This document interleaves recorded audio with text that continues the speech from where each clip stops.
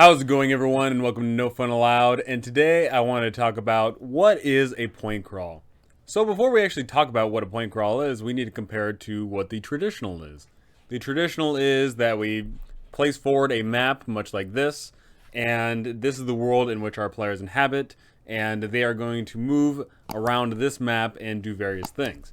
Same thing with the dungeon crawling aspect. We see a lot of times, of course, that when we have our dungeons, we make them super meticulous and elaborate, and boom, just like that, we've got dozens, hundreds, thousands maybe of rooms.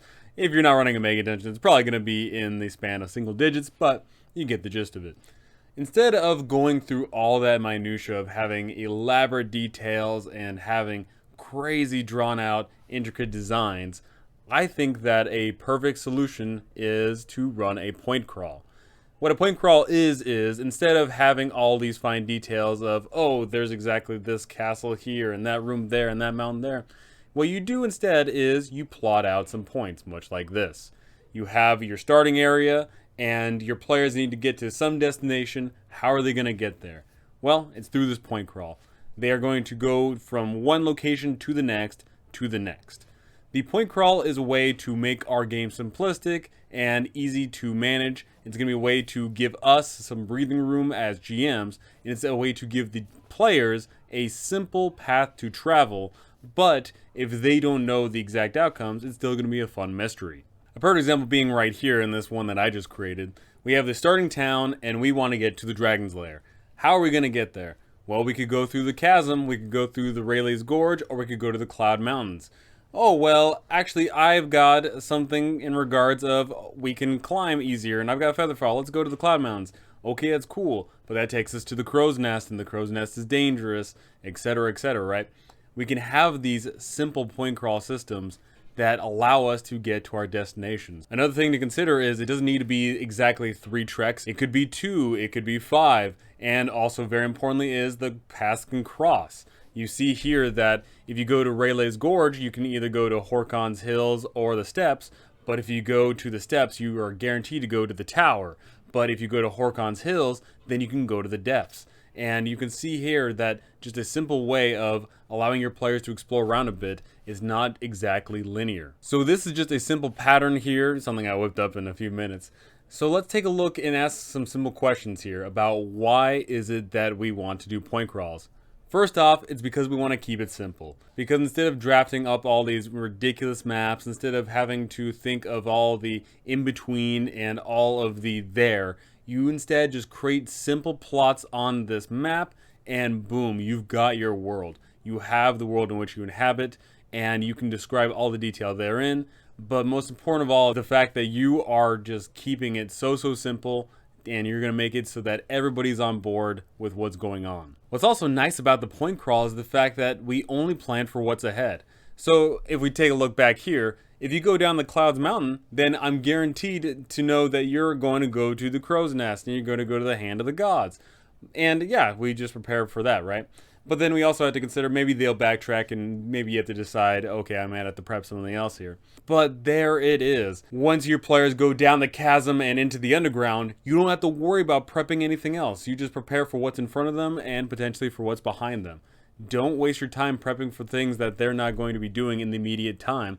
You know that the first session is going to be the chasm, second session is going to be underground, third session the depths, and you prep for that, and you're making your life so much easier by knowing what's ahead. The third reason to run point crawls is we leave the boring stuff to the abstract. So see here, we've got all these plotted points.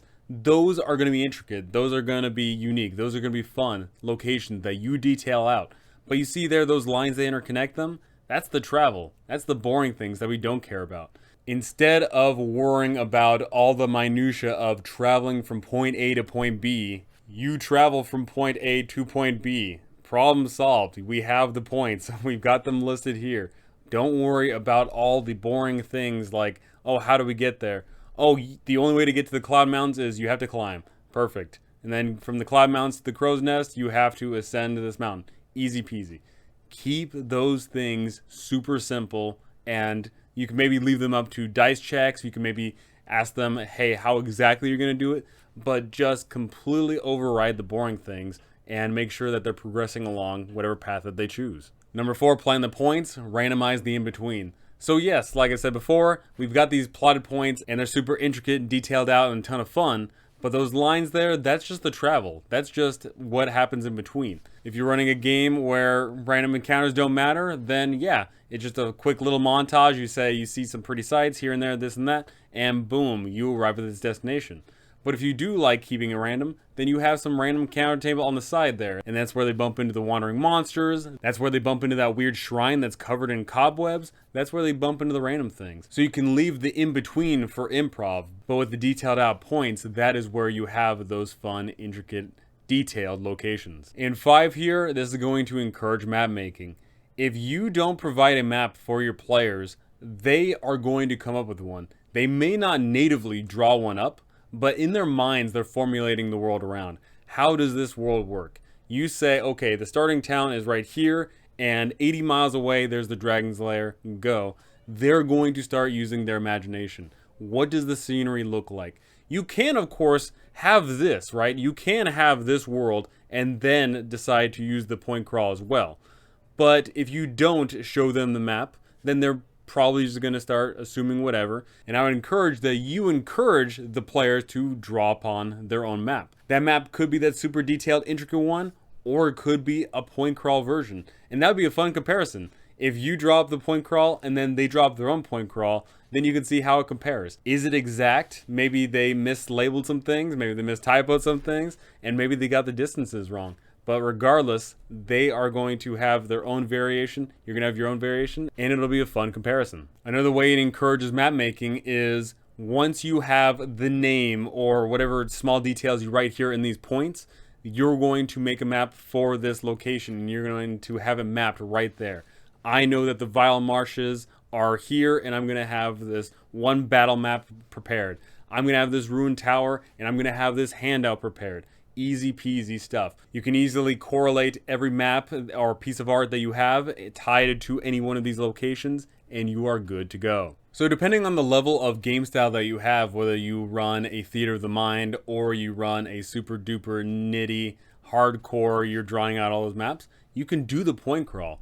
And per example of that being is some of these maps right here. This is from the game Mothership, which I will be showing off on my channel at some point in the future here. Mothership does a great way of showing off the point crawl in a dungeon. Every single one of those little points there is a room, and that leads to other sets of rooms. Easy stuff. That's a great way to run a mega dungeon. Instead of going through this whole process of just having so much detail, which, hey, if you're into that, that's awesome. You can instead just forego that and make some squares and draw some lines in between and have some things in the margins. Another way you can show off the point crawl in a dungeon is, once again, just doing another point system, and you can see how they all interlink here. We see there that floor 3.2 goes all the way to that main hub, and that from that main hub, you can go to floor 2 or you can go to floor 3.3. Having a map like this for your dungeon crawls is a great way to ensure that your players are on track for where they're going, but instead of going through the absolute minutia of making these elaborate maps, you can run a point crawl and it will be realistic and a ton of fun. Point crawls are an excellent addition to any campaign, whether you use them for the overworld map that they're exploring, the quest that they are on, the dungeon that they are delving into, or just some general plot ideas that you've got in mind. Using a point crawl system like this is going to keep you on track, and it's going to be a great way to ensure that not only do you know where they're going forward, but also you remember exactly where they've been. You know that in order to get to that location, they've been to this area, and you know exactly what they did in that area. Easy stuff. I can't recommend enough using a point crawl system for any campaign that you run, and I'm curious to see what you all have to say about it. So go ahead and tell me, do you plan on using point crawls in your game systems? Or do you think that it's not necessary? You've already got all the notes that you need. Do you like the idea of using point crawls for dungeons? Or do you need that super detailed, intricate map? And is your point crawl going to be a linear fashion? Or do you think it's going to be a spider web where it starts off in the center and just spirals off everywhere? Go ahead and tell me all those things because I would love to hear it. But that's going to do it for me. Thank you for watching. Thanks for listening. And thank you to my amazing patrons. You guys are absolutely incredible. Thank you so very much. And I cannot wait to see you all in the next one.